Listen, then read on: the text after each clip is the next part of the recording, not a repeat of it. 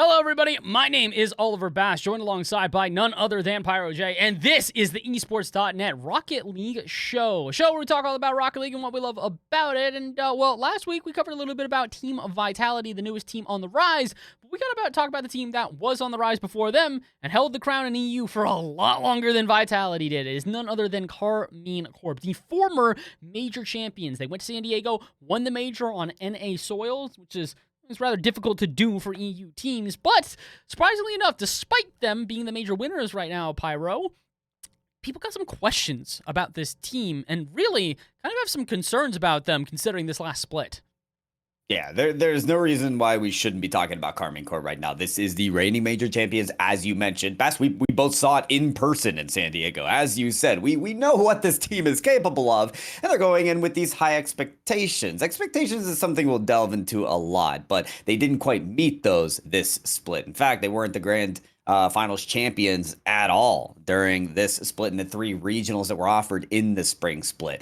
They've got a little bit of a kryptonite in the Team Vitality that we've been talking about, the new composition as Zen, this EU prodigy everyone's talking about, has made his debut this split and been taking down Karmine Corp at every single stage. There is a caveat to that, Bass, because when Karmine Corp did face them against a grand finals, they did win a series in a bracket reset, but then ended up losing to Vitality. So there's sort of this aura right now to Karmine Corp, Bast, in that they can be the top of EU. They did get a series win, but those results just aren't posting post-major. Yeah, they look good. The issue is that everybody else has turned to great. The level up that we've seen here in this split from both NA and EU has been one of the biggest upticks we have seen in RLCS history, as NA, which was a region which was rather set in stone, a lot of very clear teams at the top, has gone down to a 10-team region where we currently actually have the final regional of the year going on. We have no idea who's going to the major. Only a single team is locked despite that. And EU has now kind of done an NA where we've got our top teams very much within itself, but they're continuing to kind of level up. We've seen teams like BDS rise back to prominence when, quite literally because of Rise now being added to the team. We've Vitality, who have now set a record for the first team ever post-RLCS X season, so in the modern seasons of RLCS with a new open format, to ever win 3 regional events in a row. Closest that we saw was Team BDS and G2. BDS got 2 out of the 3 in a regional, and Team G2 instead got 2 regionals and also a major win, technically making it 3 regional events or 3 events in a row win, but no one's ever been able to take the clean sheet on a regional. So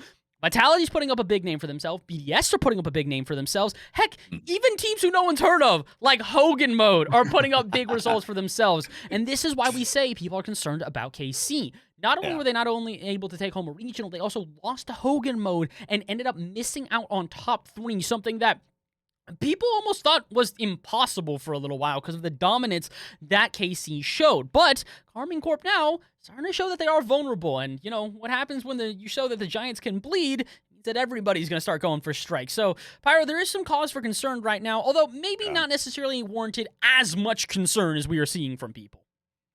Maybe not. Yeah, it's a problem, right, when there's a combination of these factors that you're talking about. Oh, maybe anyone can beat Karmine Corp when Hogan Mode defeat them. And, these expectations after winning the major are so high. And the mentals really weighing on players like Vatira, who set themselves to exponential standards and end up crashing when results happen like that. They don't get the top 3. However, this is still a team that constantly gets just about top 3. And this is the reigning champions at LAN. We've got to talk about the fact, despite the mental and the expectations that are weighing on Karmine Corp, they're kind of champions at LAN. I don't care what you want to call it. They're good there. There's a big question mark on players like Zen. Yeah, Team Vitality, crazy dominance, 3 regionals in a row. Who's seen it? Who's done it? Only Team Vitality in this open format.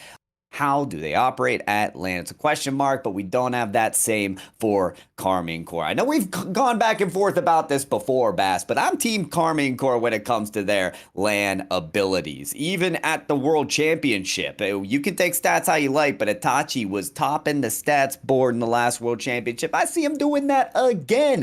Vatira walks up onto that stage with confidence every time, and nobody denies what Exotic can do as well. I think there's a case to be made that at the upcoming major and even at Worlds, Karmine Corp can still be a favorite.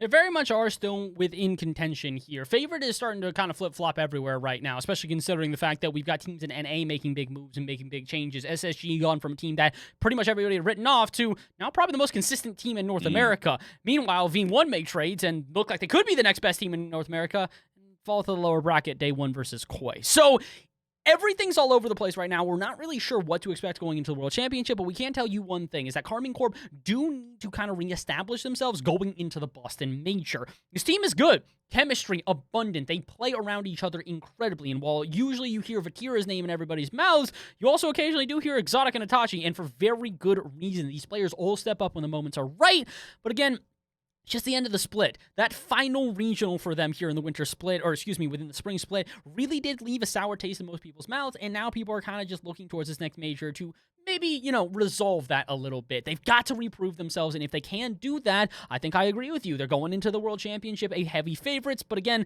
there's multiple teams going to that major that are going to have to try and improve themselves all over again, and Karmine Corp is absolutely one of them, despite the fact that they are the former major champions. And I mean, really, it kind of just goes to show you how far you can fall off when Gen G, the fall major champions, won the whole thing, and then I don't believe they even got top 8 at the next one. So things can change in a very short period of time, and that's why KC really do need to reestablish themselves. They are not out of this, though. I do not want people to walk away from this video thinking, oh, okay, so KC's washed. No. They are still very much a good team. They just kind of have to prove that they can get back to their level of dominance that we saw before. Because again, it's the difference between being a good team, being a great team, and being the most dominant team on the planet. And for a very long time, Karmine Corp were far and away the most dominant team on the planet. All of Winter Split, without a question, it was Karmine Corp on top for everything EU.